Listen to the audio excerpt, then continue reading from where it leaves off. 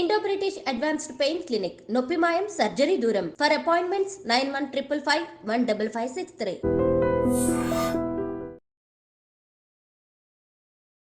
అందరికీ నమస్కారం. నేను Swarupapatlapalli. Welcome to I dream. Manchu ఫ్యామిలీలో తలెత్తిన విభేదాల మీద విపరీతంగా చర్చ నడుస్తోంది.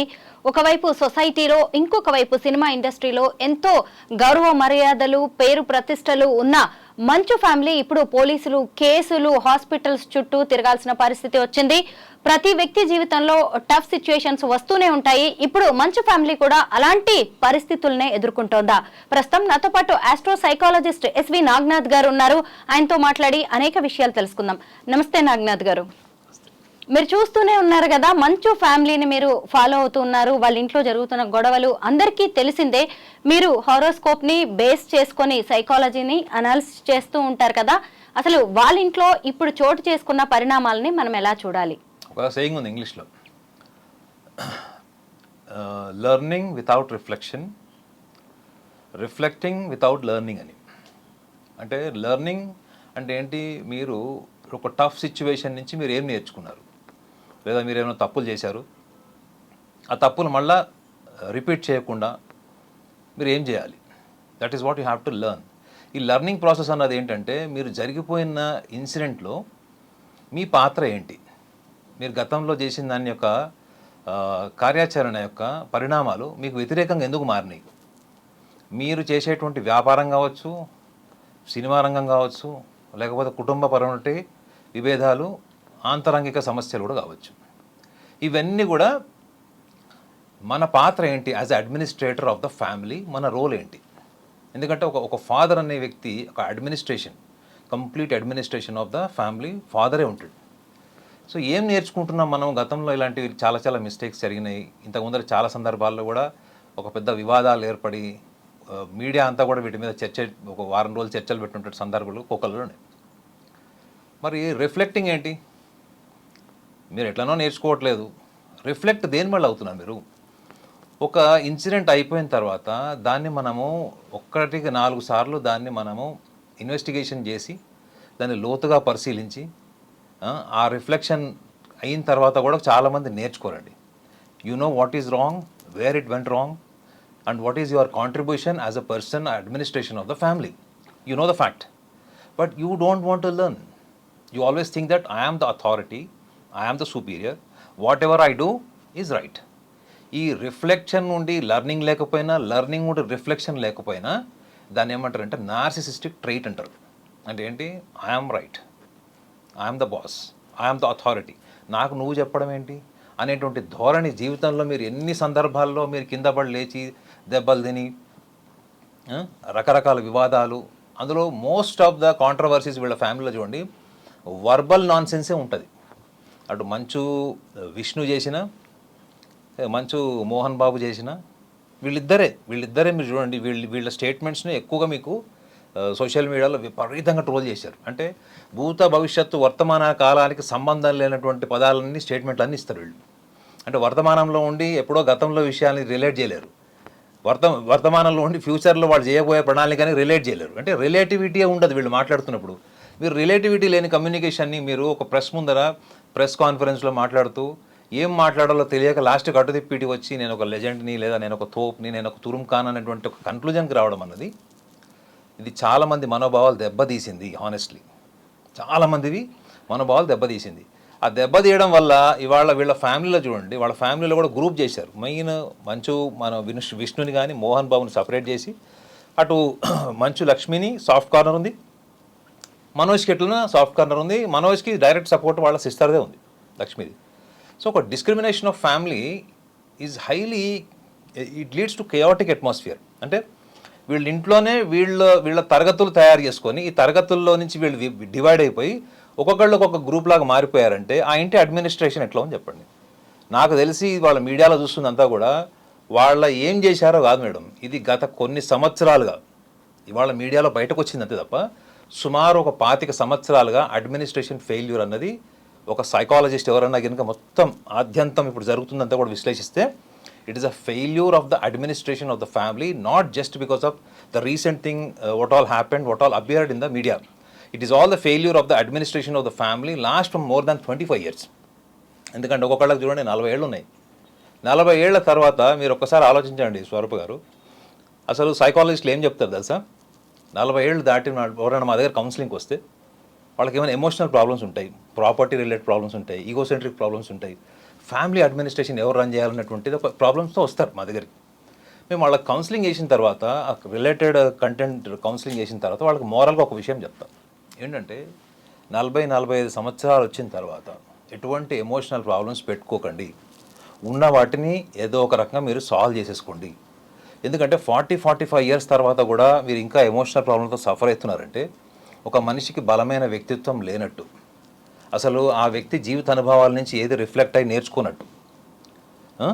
ఈ ఎమోషనల్ ప్రాబ్లమ్స్ అన్నీ కూడా 45 years తర్వాత వాళ్ళ ఫిజికల్ ఎండ్యూరెన్స్ కానీ మెంటల్ ఎండ్యూరెన్స్ కానీ తగ్గిపోయే ఏజ్ అది. మీరు మిడిల్ ఏజ్కి వచ్చేటప్పటికి ఏమైపోతారు మేడం? బాడీ కూడా అంత సపోర్ట్ చేయదు, మైండ్ అంత సపోర్ట్ చేయదు, బాడీ ఎనర్జీ సపోర్ట్ చేయదు చాలా మటుకు. సో వాళ్ళందరికీ ఏం చెప్తామంటే ఈ 45-50 ఏళ్ళ దగ్గరకు వచ్చేటప్పటికి నాయన మీ దగ్గర ఎటువంటి ఎమోషనల్ ఫ్యామిలీ ప్రాబ్లమ్స్ ఉన్నా కానీ వాటిని మీరు కూర్చొని సార్ట్అవుట్ చేసుకొని ఫినిష్ చేసుకోండి అని చెప్తాం. కానీ నిజంగా వీళ్ళ ఫ్యామిలీలో చూడండి, all are above 40 years, all 3 children are above 40 years, father 60+. ఈరోజు వాళ్ళందరూ కొట్టుకునే స్టేజ్కి వచ్చి ఒక ఫాదర్ని కొట్టేసేటువంటి స్టేజ్ వచ్చింది అంటే it is finished, unrecoverable state. It is called unrecoverable state. అంటే ఇది ఒక పోస్ట్ ట్రామాటిక్. నిజంగానే ఇప్పుడు మోహన్ బాబు గారు ఎవరైతే ఇప్పుడు హాస్పిటల్లో ఉన్నారో అది ఒకవేళ జెన్యున్ స్టోరీ అయితే, అంటే అదే కథ ఆద్యంతం ఏదైతే బయటకు వచ్చిందో అది నిజమే అయితే ఆయన మళ్ళీ రికవర్ కాడు. కాకపోతే ఆయనకు బేసికల్గా సొసైటీ అంటే పెద్ద రెస్పెక్ట్ వాల్యూ ఉన్నట్టు ఎక్కడ కూడా ఆయన స్టేట్మెంట్స్ ఎక్కడ కనపడవు. చాలా షుగర్ కోటెడ్ యాటిట్యూడ్ ఉంటుంది కాబట్టి సో ఆయన ఇవన్నీ ఏముందిలే అని దులిపేసుకొని మళ్ళీ రేపు పొద్దున సభ్య సమాజంలో మళ్ళీ మైక్ ముందర రాగానే మళ్ళీ అదే యాటిట్యూడ్, అదే అరెగెన్స్తో మాట్లాడేటువంటి అవకాశాలు కూడా లేకపోవచ్చు, గ్యారంటీ లేదు. సో నా అబ్జర్వేషన్ ఏంటంటే ఇది ఒక ఇన్సిడెంట్, ఒక స్కూల్ వల్లనో లేకపోతే బిజినెస్ అడ్మినిస్ట్రేషన్ వల్లనో ప్రాపర్టీ వల్ల వచ్చిందైతే కాదు మేడం. ఇది there is a deeply imbibed egocentrism, family యునైటెడ్నెస్కి సంబంధించినటువంటి వ్యవహారం ఇది. కుటుంబంలోనే చాలా చిన్నప్పటి నుంచి కూడా ఈ అడ్మినిస్ట్రేషన్ ఫెయిల్యూర్ కావచ్చు, లేదా మంచు మనోజ్లో ఒక నెగ్లెక్టెడ్ చైల్డ్ సైకాలజీ కూడా మనం ఐడెంటిఫై చేయొచ్చు. ఎందుకంటే సెకండ్ వైఫ్ కదా ఆమె. సో ఆ డిస్క్రిమినేషన్ ఆఫ్ ఈగో అన్నది కూడా మనం చూడొచ్చు. ఆయన ఒక రీసెంట్గా ఒక వీడియో కూడా రిలీజ్ చేశాడు. ఆ వీడియోని మీరు 1-4 సార్లు విని చూడండి. అందులో ఆయన చాలా క్లియర్గా కొంచెం డిస్క్రిమినేషన్తో మాట్లాడాడు ఆయన. ఎస్, నేను అడగబోతున్నది కూడా ఇప్పుడు అదే. నాగనాథ్ గారు, ఇప్పుడు ఈ స్టోరీ మొత్తం, ఈ ఫ్యామిలీ డ్రామా మొత్తం 3 characters చుట్టూ తిరుగుతోంది. మోహన్ బాబు, మనోజ్, విష్ణు. విష్ణు చూస్తే క్యారెక్టర్ ఒక రకంగా ఉంది, మనోజ్ది ఇంకా డిఫరెంట్గా ఉంది. అయితే ఆ తండ్రి రిలీజ్ చేసిన ఆడియో మెసేజ్లో కూడా ఒరే మనోజ్, నేను నిన్నెంత గారాభంగా పెంచానురా, ఎంత అల్లారు ముద్దుగా పెంచానురా, మిగతా 2 కంటే కూడా నిన్నే ఎక్కువగా ప్రేమగా చూసుకున్నానని చెప్పారు. ఎందుకు ఒకే పేరెంటింగ్ చూసినప్పుడు ఒకటే అయినప్పుడు ఎందుకు వీళ్ళిద్దరి పర్సనాలిటీస్ అన్నదమ్ములవి ఇంత డిఫరెంట్గా ఉన్నాయి? అదే, దట్ ఈస్ వెరీ ఇంపార్టెంట్. ఎందుకంటే సైకాలజీ కూడా ఏం చెప్తుంది అంటే, ఫర్ ఎగ్జాంపుల్ ఇప్పుడు మీ ఇంట్లో 4 పిల్లలండి, మీకు 4 పిల్లలు ఉన్నారు. మీ 4 పిల్లల్ని మీరు మీ భర్త ప్రేమగా పెంచుతారు, వాళ్ళకి అన్ని ఫెసిలిటీస్ ఇస్తారు. కానీ వాళ్ళ 4 వ్యక్తిత్వం ఎందుకు భిన్నంగా ఉంటుంది? ఒకళ్ళు షార్ట్ టెంపర్డ్ ఉంటారు, ఒకళ్ళు స్మార్ట్ ఉంటారు, ఒకళ్ళు అగ్రెసివ్ ఉంటారు, ఒకళ్ళు ఆరగెంట్ ఉంటారు, ఇంట్రోవర్ట్స్ ఉంటారు. ఎందుకు అంటే బై బర్త్ ఒక నేచర్ ఉంటుంది, పుట్టుకతోని ఒక స్వభావం వస్తుంది. దాన్ని సైకాలజీలో నేచర్ అంటారు. మీ పెంపకంని నర్చర్ అంటారు. So nature by birth can influence and modify the individual's personality for the betterment of life. ఇది సైకాలజీ చెప్తుంది. ఆస్ట్రాలజీలో కూడా బై బర్త్ ఒక నేచర్ ఉంటుంది మేడం. ప్రతి హారోస్కోప్కి కూడా ఒక సిగ్నిఫికెంట్ క్యారెక్టర్స్ ఉంటాయి, నేచర్ ఉంటుంది.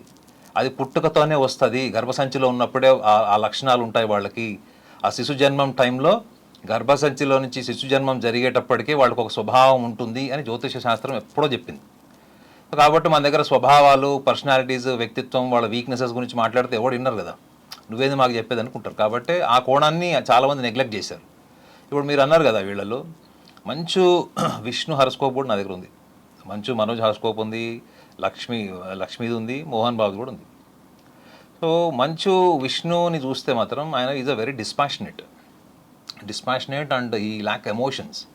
అంటే పర్సనాలిటీ వైజ్ అతని డేట్ ఆఫ్ బర్త్ని తీసుకొని అని హారోస్కోప్ అనాలిసిస్ చేసినా కానీ అతనికి ఏంటంటే ఎమోషనల్ కాదు, is a very smart guy. ఇంకొకటి ఏంటంటే చాలా ఎంతూజియాస్టిక్గా, యాక్టివ్గా, చియర్ఫుల్గా ఉండేవాడు. So talent point of view చూస్తే మాత్రం ఎన్విరాన్మెంట్లో ఉన్న రీసోర్సెస్ని వాడుకోవడం తప్ప తను ఒక ఎన్విరాన్మెంట్కి రీసోర్స్ కాలేడు. మీరు ఉన్న ఫెసిలిటీస్ని వాడుకుంటున్నారా, మీరు ఒక ఫెసిలిటీని క్రియేట్ చేస్తున్నారా? ఈ 2 యాంగిల్స్ ఆఫ్ పర్సనాలిటీస్ ఉంటాయి. సో నాకు తెలిసి ఈ లక్షణం వాళ్ళ ఫాదర్ నుంచి అతను నేర్చుకున్నాడని నాకు అనిపిస్తుంది. అంటే తన టాలెంట్ కంటే మించి గుర్తింపు సంపాదించాలి అంటే తన చుట్టుపక్కల వాళ్ళు కూడా అంత టాలెంటెడ్ ఉండాలి. వాళ్ళని మనం వాడుకొని మనకంటూ ఒక ఐడెంటిటీ క్రియేట్ చేసుకున్నావు. You have to be very smart. అందరికీ రాదండి, దాన్ని డిపెండెంట్ ఇంటెలిజెన్స్ అంటారు. అది మోహన్ బాబులో చాలా కనిపిస్తుంది, మోహన్ బాబు పర్సనాలిటీలో. ఎందుకంటే నా హారోస్కోప్ కూడా నేను చూశాను, జన్మ రాశి నక్షత్రం అన్నీ ఉన్నాయి. కాకపోతే మీకు టెక్నికల్గా చెప్తే అర్థం కాదు కాబట్టి నేను అందులో ఉన్నటువంటి ఎసెన్స్ మీకు చెప్తున్నాను. సో మనోజ్ దగ్గరకు వచ్చేటప్పటికి ఏంటంటే మనోజ్ ఈజ్ వెరీ ఎమోషనల్. ఆయన డేట్ ఆఫ్ బర్త్లో పుట్టిన వాళ్ళు మీరు ఎవరన్నా చూడండి, ఆయనలో 2 మైనస్ పాయింట్స్ ఉన్నాయి, 2 ప్లస్ పాయింట్స్ కూడా ఉన్నాయి. మైనస్ పాయింట్స్ ఏంటంటే ఆయన ఈజ్ అ రెబెలియస్. అంటే దేనికైనా అతను తిరగబడతాడు.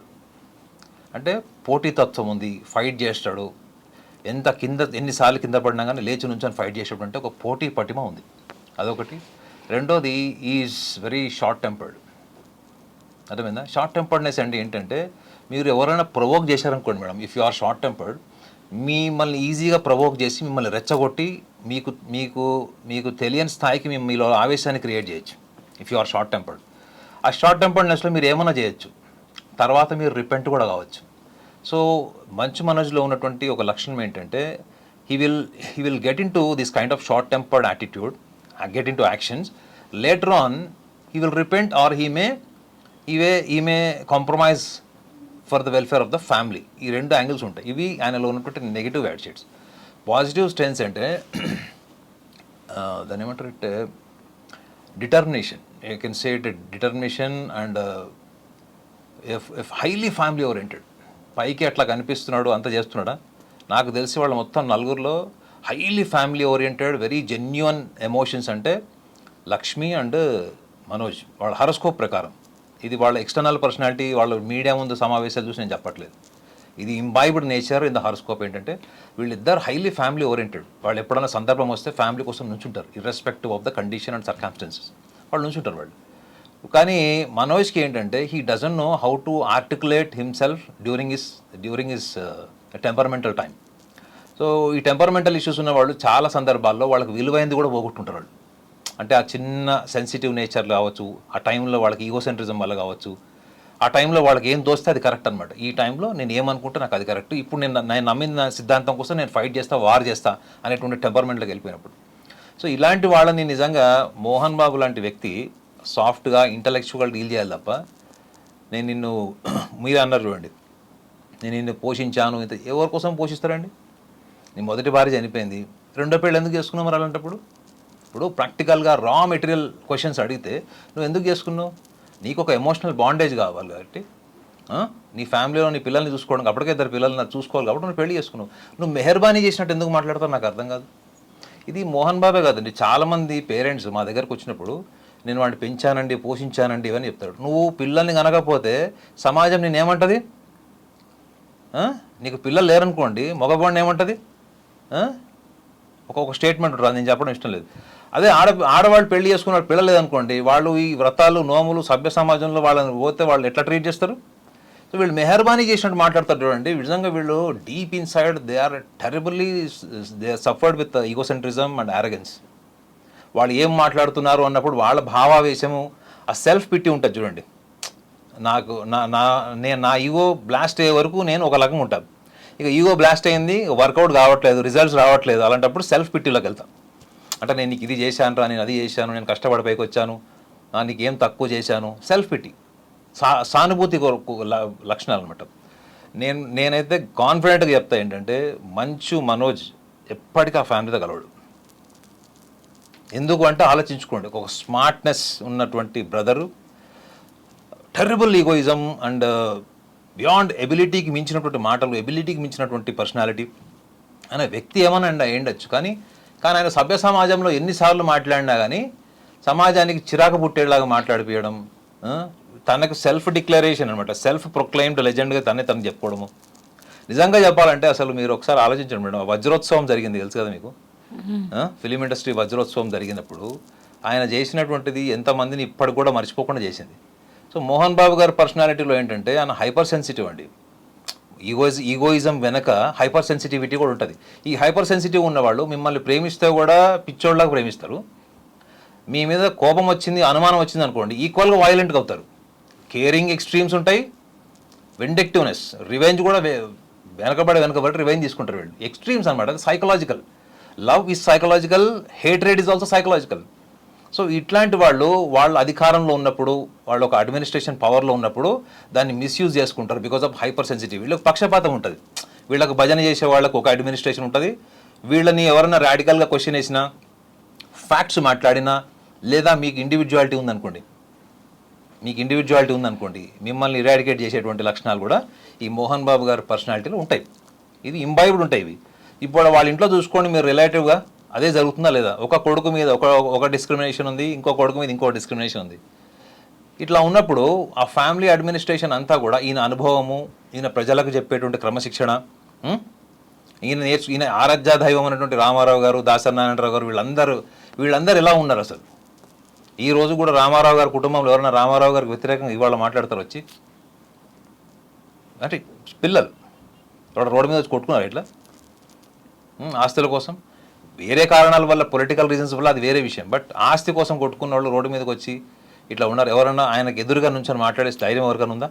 కానీ వాళ్ళు ఇక్కడ ఏం జరిగిందని హాస్పిటలైజ్ అయ్యండు ఇంజురీస్తోని, హాస్పిటలైజ్ అయ్యాడు. ఇవాళ పొద్దున కూడా ఏదో వీడియో చూసాను, డాక్టర్ ప్రజెంటేషన్లో చూశాను, చెస్ట్ మీద, తలకాయ మీద, వీపు మీద, చేతి మీద అనే దెబ్బలు నేనాడు. So that is finished madam. The administration not just an administration. మనం సోల్ అంటాం చూడండి, that soul itself is vanished out of his body. Now is only physical. So నా దృష్టిలో ఏంటంటే వాళ్ళ ఫ్యామిలీలో 3 రకాల 4 రకాల వ్యక్తిత్వాలు, బలమైన వ్యక్తిత్వాలు ఉన్నా కానీ మంచు మనోజ్ మాత్రం ఆయనని హ్యాండిల్ చేసే విధానం మాత్రం మోహన్ బాబు నేర్చుకోలేదు, 100% నేర్చుకోవాలి. ఇప్పుడు ఇవాళ వచ్చి నువ్వు క్లారిఫికేషన్ ఎందుకు ఇచ్చుకోవాలి? నువ్వు అక్కడ నేను ఇట్లా పెంచాను అట్లా పెంచాను అని నువ్వు నీకు నచ్చినట్లు పెంచడం కాదు, అవతల వాళ్ళని అర్థం చేసుకుని వాళ్ళ వ్యక్తిత్వానికి అనుగుణంగా నువ్వు వెళ్తేనే నువ్వు ఫాదర్ అవుతావు, అప్పుడే నువ్వు మదర్ అవుతావు. పిల్లల్ని అట్లనే పెంచుతారండి చిన్నప్పుడు. తల్లి తనకు నచ్చినట్టు పిల్లల్ని పెంచదు. పిల్లలు ఎదుగుతున్న క్రమంలో వాళ్ళ మనస్తత్వం ఏంటో ఆలోచించి పెంచుతుంది. వాళ్ళు నిజంగా గొప్ప తల్లులు అవుతారు, గొప్ప తండ్రులు అవుతారు వాళ్ళు. నాగ్నాథ్ గారు, ఈ గొడవల్లో ఆ కుటుంబంలోని మహిళలు కూడా చాలా నలిగిపోతున్నారు. మంచు లక్ష్మి కావచ్చు, భూమా, మౌనిక, అలాగే మనోజ్ తల్లి మోహన్ బాబు గారి భార్య కూడా ఎంతో నలిగిపోతున్నారు. అయితే ఇంకొక వైపు చూసినప్పుడు తండ్రి కొడుకుల మధ్య గొడవ జరిగింది, ఘర్షణ జరిగింది, అక్కడి వరకు ఓకే. మళ్ళీ నెక్స్ట్ డే 2 రోజులు ఆగిన తర్వాత మీడియా మీద దాడి చేశారు, ఓ రిపోర్టర్ని స్ట్రాంగ్ గా కొట్టారు మోహన్ బాబు. దీన్ని ఎలా చూడాలి? ఆయన సైకలాజికల్ పరిస్థితి ఎలా ఉంది? అంటే ఇంట్లో జరిగిన గొడవలన్నింటినీ తీసుకొచ్చేసి ఇలా బయట వ్యక్తుల మీద చూపించారంటారా ఆయన? మీరు అది చూశారంతే. What you have seen is reaction on reporter was in evidence. The evidence was visible through the media. అది మీరు చూసింది మేడం. అంటే ఆయన ఒరిజినల్ నేచర్ అదే. యాక్చువల్లీ మీరు అదేదో మీడియా వాళ్ళు లాస్ట్ 3-4 డేస్ నుంచి కథనాలు వేస్తున్నారు, మా ఫ్యామిలీని రోడ్డు మీదకి లాగుతున్నారు అని కూడా ఎక్కడో ఒక స్టేట్మెంట్ ఇచ్చారు వాళ్ళు. అనవసరంగా మా కుటుంబాన్ని ప్రవోక్ చేసి చివరికి మా ఫాదర్ టెంపర్మెంట్ లూజ్ అయ్యేలాగా చేసి విష్ణు దాన్ని సమర్థించుకోవడం కోసం, వాళ్ళ ఫాదర్ని సమర్థించుకోవడం కోసం మాట్లాడారు. సో ఆ టైంలో మీరు ఎవరినైతే కొట్టారో, తిట్టారో, తన్నారో కాల్తోని, ఒక అన్పార్లమెంటరీ లాంగ్వేజ్ కూడా వాడాడు ఆయన. వర్బల్లీ కూడా అన్పార్లమెంటరీ లాంగ్వేజ్ వాడాడు. ఇప్పుడు కొట్టాడు, అది 3-4 రోజుల నుంచి మా ఫ్యామిలీని రోడ్డు మీద లాగుతున్నారని. గతంలో ఎన్నో సందర్భాల్లో వాళ్ళ ఇంట్లో మేకప్ మ్యాన్ ఇష్యూ అయినప్పుడు కూడా వాళ్ళ ఫ్యామిలీ పెద్ద చర్చకు వచ్చినప్పుడు ఇంట్లో ఉన్న సర్వెంట్ మేడ్ కూడా ఒక స్టేట్మెంట్ ఇచ్చింది. సో మీరు చూసింది ఆయన డైలీ, నాకు తెలిసి మోస్ట్ ఆఫ్ ద టైమ్స్, అంటే 10 సందర్భాల్లో సహనం కోల్పోయినప్పుడు 6 సందర్భాల్లో ఇటువంటి రియాక్షన్ ఉండే ఉంటుంది ఎన్విరాన్మెంట్ మీద. అంటే ఆయన పనిచేసే, అంటే ఒకవేళ ఫిలిం ఛాంబర్లో పనిచేస్తున్నప్పుడు, అంటే సినిమా షూటింగ్లప్పుడు ఇటువంటి రియాక్షన్స్ ఉన్నాయని కూడా కథనాలు ఉన్నాయి ఆయన మీద. అంటే ఆర్టిస్టుల మీద ఆయన బిహేవియర్, ఇది కథనాలు ఉన్నాయి. ఇది దానికి ఎవిడెన్స్ ఉందో లేదో తెలియదు కానీ కథనాలు అయితే ఉన్నాయి. So he's aggression and this temperament, it is not just verbal, even it is getting in to the actions. So అర్థం ఏంటి అంటే, ఒక రకంగా చెప్పాలంటే నువ్వు యాంటీ సోషల్ ఎలిమెంట్ కిందకి వస్తారు. అంటే నువ్వు ఒక వ్యక్తిని కొట్టినప్పుడు, ఒకవేళ ఆ తలకాయ దెబ్బ దగ్గర చనిపోయింటాడు, ఇంకేమైనా సివియర్గా అయ్యింటే, ఏదైనా మెమరీ లాస్ అయ్యి, లేకపోతే ఇంకేమైనా అయ్యింటే పాసిబిలిటీ. ఇప్పుడు అక్కడ జరగలేదు, ఓకే, ఫార్చునేట్. బట్ జరిగి ఉంటే అంటే నీకు కాన్సిక్వెన్సెస్ కూడా తెలియని స్థితిలో నువ్వు ఒక మనిషిని డ్యామేజ్ చేయడానికి, హామ్ చేయడానికి నీ మనసు ఆ రోజు అక్కడ సందర్భము లేదా గత 2 రోజుల్లో జరుగుతున్నటువంటి సినారియోని బేస్ చేసుకొని జరగలేదు. That is what is actually. అతను ఒరిజినల్ పర్సనాలిటీ ఏంటంటే తనని ఎవరన్నా ప్రశ్నించినా తనలో ఉన్నటువంటి hyper sensitivity, egocentrism, I'm the boss, నన్ను ఎవరు క్వశ్చన్ అడగదు, ఆయన రియాక్షన్ అలానే ఉంటుంది. క్వశ్చన్ వేసాడు కాబట్టే మన దగ్గర చాలామంది సెలబ్రిటీలని మీరు క్వశ్చన్ అడగండి డైరెక్ట్గా 2-3 క్వశ్చన్స్, ఇలా రియాక్షన్ ఉండకపోవచ్చు కానీ మైక్ తీసేసి వెళ్ళిపోవడము, అరవడము, తిట్టడము, లేదా అవతల వాడికి వాడి స్థాయి గురించి మాట్లాడడం, ఇవన్నీ సర్వసాధారణంగా ఉంటాయి. మీరు చూడండి, ముఖ్యంగా ఆడియో ఫంక్షన్స్లో చాలామంది జర్నలిస్టులు అడిగినటువంటి క్వశ్చన్స్కి కొన్ని ఆన్సర్స్ కూడా ఎట్లాంటి రాడికల్ రియాక్షన్స్ ఉంటాయో మీరు చూడండి. సో నా దృష్టిలో చెప్పాలి అంటే ఇతని మీద కంట్రోల్ లేదు అసలు. And he doesn't bother about consequences. అంటే జనరల్గా రౌడీ షీటర్లు, క్రిమినల్స్ వాళ్ళకి రేపు ఏం చేస్తారు, రేపు జైలుకి పోతామా, రేపు పొద్దున్న నా పరిస్థితి ఏంటి అన్నట్టు అవగాహన లేకుండా ప్రవర్తన ఉండేది ఎవరికి? ఓన్లీ యాంటీ సోషల్ ఎలిమెంట్స్కి ఉంటుంది. అంటే నీ ప్రవర్తన ద్వారా రేపు పొద్దున లీగల్ ప్రాబ్లమ్స్ కూడా ఫేస్ చేయాల్సి వస్తుంది. కానీ మనం భయపడే దానికి కదా మేడం, మనం లాకి భయపడతాం మనం, అవునా కదా? ఎంత కోపం వచ్చినా ఇవాళ మనం ఎందుకు అణుచుకున్నామంటే because of law and order. నువ్వు ఒక వ్యక్తిని కొట్టినప్పుడు నువ్వు చెప్పుకునే కారణాలు ఏమన్నా ఉండొచ్చు, కానీ అతన్ని కొట్టడం అన్నది అది చాలా చాలా అది ఖండించాల్సిన విషయం. అది కొట్టడం అన్నది నీకు రైట్ లేదు, నీ కొడుకుని కొట్టే రైట్ కూడా నీకు లేదు.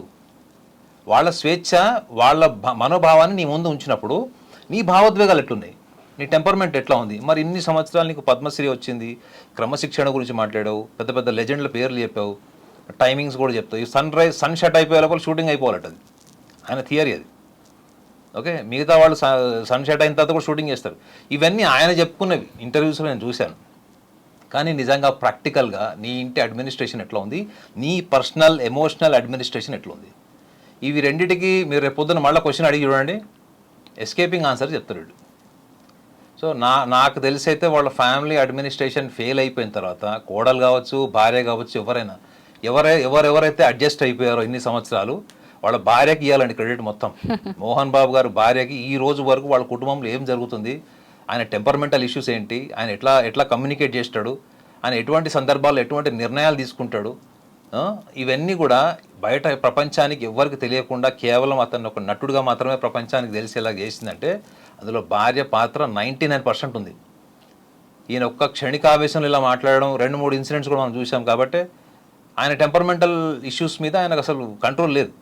సో ఈ రోజు వరకు వాళ్ళ ఫ్యామిలీ యునైటెడ్గా ఉందంటే కూడా maybe only because of his wife. So వాళ్ళ వైఫ్, రెండోది మంచు మనోజ్ గురించి కూడా చెప్పాడు. నాకు ఫస్ట్ వైఫ్ డివోర్స్ అయింది మంచు మనోజ్ది. సెకండ్ వైఫ్ ఇప్పుడు ఈ అమ్మాయి కూడా అతన్ని బాగా అర్థం చేసుకొని అతని యాంగిల్లో అర్థం చేసుకోవడం అంటే ఏంటి తెలుసా మేడం, మీ వైపు నుంచి నేను ఆలోచించడం, I'm completely empathized to understand what kind of personality you are, that is what is understanding. నా ఆలోచన నుంచి, నా అహం నుంచి నేను అనాలిసిస్ చేసి అర్థం చేసుకోవడం అన్నది ఒక కోణం ఉంటుంది. సో ఆ యాంగిల్ ఆఫ్ అండర్స్టాండింగ్ అన్నది మంచు మనోజ్ భార్యకి ఉంది కాబట్టి వాళ్ళిద్దరు స్ట్రాంగ్గా నిలబడ్డారు. సో నాకు తెలిసి ఒకవేళ మోహన్ బాబు కానీ విష్ణు కానీ ఈ యాంగిల్లో వెళ్ళి అతన్ని కంట్రోల్ చేయడానికి ట్రై చేస్తే మాత్రం ఇంకా కియాటిక్ అట్మాస్ఫియర్కి దారి తీస్తుంది తప్ప ఇది ఎక్కడ కూడా ఆగదు. నాగనాథ్ గారు, ఇప్పుడు ఈ కుటుంబ వ్యవహారంలో వినయ్ అనే వ్యక్తి పేరు బాగా వినిపిస్తోంది. అయితే మనకి ఇది ఆస్తుల వివాదంలాగా, ఇంట్లో గొడవల్లాగా కనిపిస్తున్నా కానీ వాళ్ళ యూనివర్సిటీకి సంబంధించిన ఒక స్కామ్ జరుగుతుంది. ఆ విషయం విష్ణుకి తెలుసు, మోహన్ బాబుకి తెలుసు. ఈ వినయ్ అనే వ్యక్తి అంటే యూనివర్సిటీ ట్రస్టీగా వ్యవహరిస్తున్న వ్యక్తికి ఇవన్నీ తెలుసు. అతని వల్లే ఈ వివాదాలన్నీ పెరిగిపోయాయి అంటున్నారు. ఓ కుటుంబంలోకి బయట వ్యక్తుల ప్రవేశం అనేది ఇలాంటి అలజడిని సృష్టించే అవకాశం ఉంటుందంటారా? నాకు తెలిసి అంత ఉండదు మేడం. ఎందుకంటే ఇప్పుడు మీ ఇంట్లో మీకు వంట చేయడం చేత కానప్పుడు మీ వంట మనిషి చేస్తుంది. మీ వంట మనిషి ఎట్లా చేసినా మీరు తినాలి. రైట్? అడ్మినిస్ట్రేషన్ కూడా అంతే మేడం. వీళ్ళ వల్ల కాలేదు అంటే అర్థం ఏంటి, వీళ్ళకి సినిమాలు, వ్యాపారాలు, ఇవన్నీ చాలా బిజినెస్లు ఉన్నాయి కాబట్టి వీళ్ళు అక్కడ స్కూల్ అడ్మినిస్ట్రేషన్ చేయాలి అంటే కూడా వీళ్ళకి అడ్మినిస్ట్రేషన్కి సంబంధించినటువంటి బ్యాక్గ్రౌండ్, ఇప్పుడున్నటువంటి కాంటెంపరీ, ఇప్పుడున్నటువంటి సభ్య సమాజంలో ఎడ్యుకేషన్ సిస్టంలో వచ్చినటువంటి మార్పులు, దానికి దగ్గర సిలబస్ దగ్గర నుంచి మొత్తం మీరు A to Z స్కూలింగ్ అంతా తీసుకున్నా ఎవరో ఒక ప్రాపర్ పర్సన్ని వీళ్ళు అలర్ట్ చేసి ఉంటారు. అంటే వాళ్ళకి ఎంప్లాయీగా పెట్టుకుని ఉంటారు. ఈ ఎంప్లాయ్మెంట్ కేవలము ఒక వాళ్ళ స్కూల్ డెవలప్మెంట్ కోసం వాడినట్లేదు. వీళ్ళ family matters, personal matters, bedroom విషయాలు కూడా అన్నీ షేర్ అయి ఉంటాయి. లేకపోతే ఒక బయట వ్యక్తి వచ్చి కొట్టడం అన్నది ఎట్లా జరుగుతుందండి?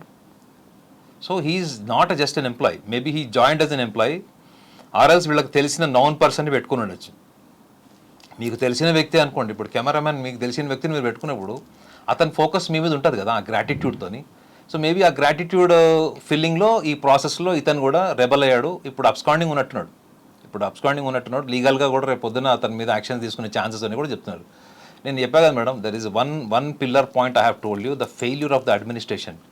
ఈ failure of administration, family, business, whatever it is, ఈ ఇన్ని అడ్మినిస్ట్రేషన్ ఫెయిల్యూర్స్కి కారణం ఎవరు అన్నది మీ ప్రేక్షకులు చెప్పాలి. బ్యాక్ బోన్ పిల్లర్, ఈ బిల్డింగ్ పిల్లర్ల మీద నిలబడుతుంది మేడం. ఆ పిల్లరే అడ్మినిస్ట్రేషన్. అడ్మినిస్ట్రేషన్ ఎవరు రూల్ చేశారు ఏకపక్షంగా ఇన్ని రోజులు? సో ఆ వ్యక్తికి తెలియకుండా ఈ కన్సాలిడేషన్ జరిగి ఉంటుందా? ఒక కొడుకు తనకు నచ్చిన ఎంప్లాయీస్ని పెట్టుకుంటాడు, ఇంకో కొడుకు ఇంకొక అడ్మినిస్ట్రేషన్ ఎంప్లాయీని పెట్టుకుంటాడు.